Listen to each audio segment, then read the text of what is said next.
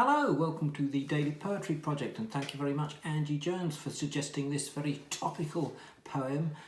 It's entitled Election. It was written way back in 2017. The author is Alfred Motte. This is how it reads. I voted for the rainbow. I voted for the cry of a loon.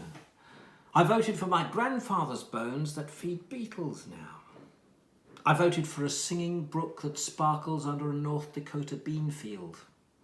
I voted for salty air through which the whimbrel flies south along the shores of 2 continents. I voted for melting snow that returns to the wellspring of darkness where the sky is born from the earth.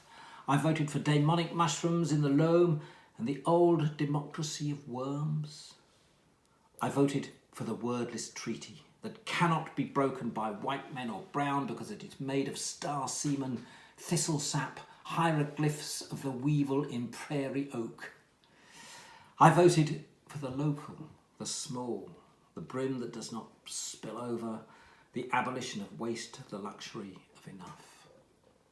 I voted for the commonwealth of the ancient forest, a lava for every beak, a wing-tinted flower for every moth's disguise, a well-fed mammal's corpse for every colony of maggots.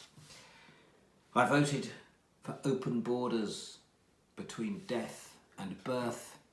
I voted on the ballot of a fallen leaf of sycamore that cannot be erased, for it becomes the dust and rain and then a tree again.